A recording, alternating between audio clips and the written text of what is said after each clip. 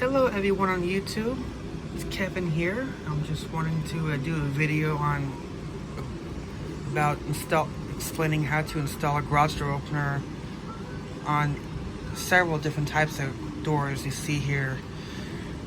I don't have any kind of personal setup to actually show you an actual install, but all I can do for now is just show you in drawings. So of course we know how we do your sectional on one piece right here, but we're going to start with the swing out here. Basically these you got your push rods. This is basically your electrical conduit. You just use electrical conduit. You buy an electrical aisle and you can just buy it and then you cut it to length depending on the size of the doors you have. So usually, technically it works in reverse, unlike a standard door. A lot of people, sometimes you can mount a garage door opener backwards. I prefer to just mount it normal, but I installed the drive mechanism, the chain or belt in reverse. So you got your trolley here. This is the tube rail type. Of course, the T-rail applies too. You just normally attaches toward a standard garage door. It's looking toward the door, it's pointing this way, but put it on backwards like that, which makes it attach to the side, the chain going the opposite way. See, this is like for a regular garage door, it just shows you how to do it here, but like when you're doing it for a swing door, you would do this in reverse. Make it where it's the opposite way. So, stuff like that. So, now, moving on here, we got a bifold type. Just like closet doors, of course, but it's a garage door that opens the same way. Basically using chain or belt drive openers. Mike can do screw drive, but with screw drive, technically we're using a method with two trolleys here. We got one trolley going this way and we got one trolley going the opposite way. You would get a second trolley like this one, or for tube rail, or other kind for T-rail if you have a T-rail. But you would attach the second one. How I would do it is I would use cable ties and a piece of cable to attach it to the chain. For a belt, you probably could do the same way. I'm sure it'll work for both, but it's easy to figure out. So, in my opinion, so technically you got your garage door opener mounted in parallel here. You can do it this way too, with bifold, but of course with the conduit you will bend them using a conduit bender. But that's just another option that probably work too, just depending on how your situation is. But for bifold doors, this is the method I usually prefer, since it usually works the best. And I've seen in other YouTube videos on this setup as well. So it's usually in Mexico. People in Mexico, they've done that, but it's doable. That's the main thing, as long as it works. So I still like to ensure the sensors on all the door types. When I mentioned about reversing the door mechanism, the chain and trolley, is so that the safety works right. If you're using an older garage door opener made before '93, then in that case it wouldn't matter. You can just do it either way you want. So, because it's still just for opening and closing, it work both ways, of course.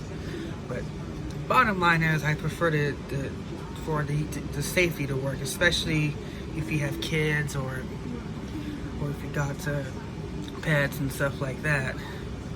So yeah, that's just how that second trolley mechanism works. For a screw drive, you typically, if you had two rail systems attached to one where the screw right in the middle, the threads is on one side is opposite than on the other side. So that means with two trolleys, when the screw turns, one trolley will be moving one direction, one will be moving the other direction to open, and then opposite to close.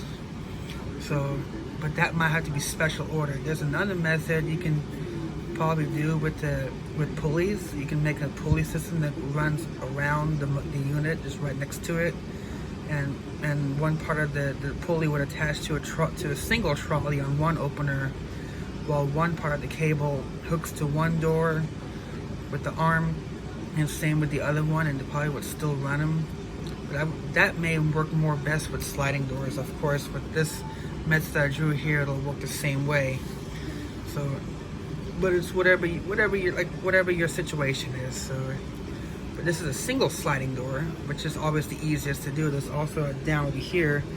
That's the type of sliding door that overlaps, where we got two garage door openers here, with the chain and trolley is attached the same way I did for the swing doors in reverse, so that the safety works. So one door goes this way and like that, and the other one does the opposite way.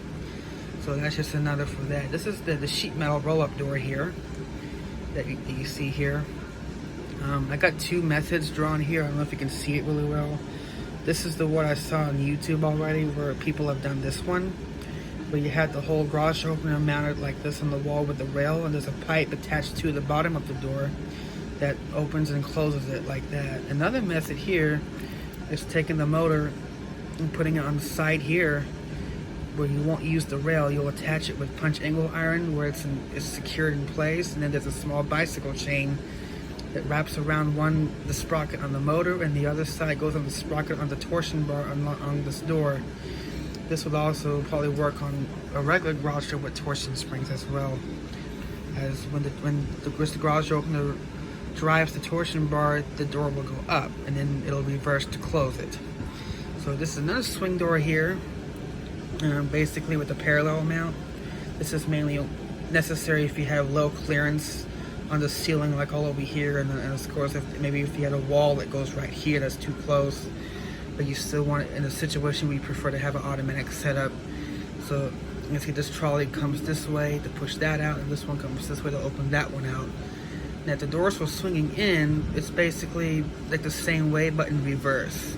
When the trolley would move this way to pull it inward like that, same with the other side. So that's for that right there. And then we have, this is a bifold door, a single one, of course, unlike the double one. This one, I definitely can use even with a single sliding door as well. If you have a screwdriver opener, you can use a screwdriver no problem, since it's just one. You use only one trolley like that, and then yeah, that's how that works. So now when you're putting the swing doors, like here's your swing out doors right here. Like if you're doing the swing door install, when you attach the push rods, and we can use these and make a bracket like this to go into the trolley, or I usually use the door bracket that comes with the motor, and then attach this to the trolley, and then I put the push rods on here, then I attach it to each end. Now the trolley, the push rods I use, which are the what's it called, the conduit, the 1/2-inch conduit, they actually would slip right in here. I've tried it myself and it works. And then with the hole here, you can line up the holes that you pre-drilled, and then you attach it like that. This is if you have 2 or 3 of these on hand, just extra, and then you can do it that way as well, and then that really works as well. So let's see. Now finally here we got an attic door, your attic stairs that go down. And here, so that's your attic door going down, and then you have your garage door opener right here. I put it in just like that. So as the garage door opener will be installed, and the roof can vary depending on your situation, but this is the basic example here.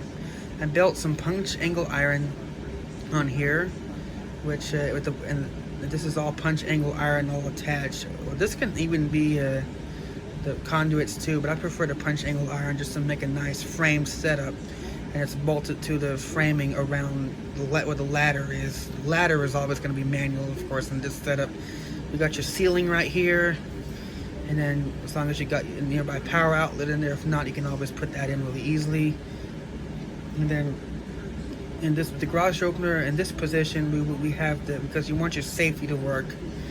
So you would do the chain and trolley in reverse to make the safety work right in this particular setup here. So So there's your J arm right there, and then this, and then on the cross piece with the punch angle iron is where this bracket would go, and then it would work out. It should work out just fine.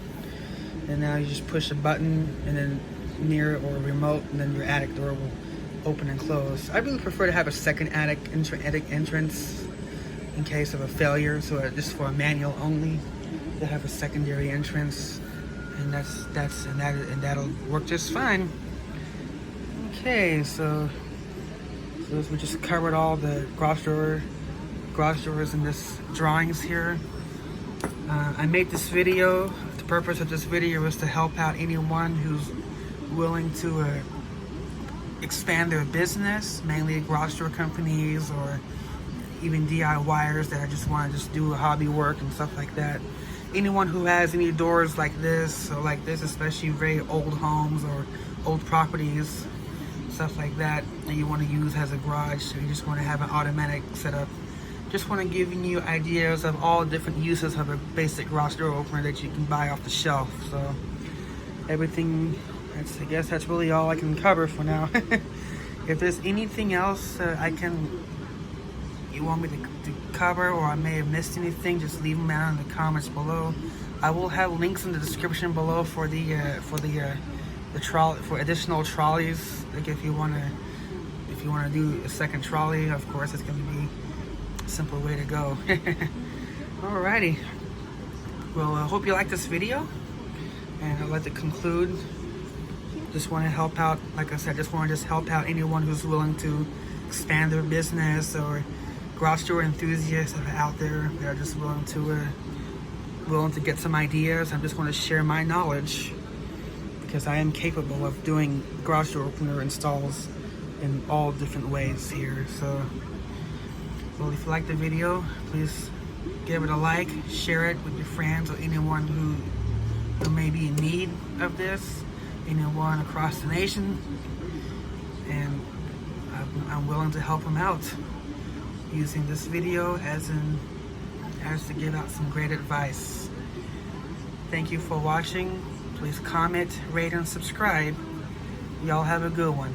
Peace.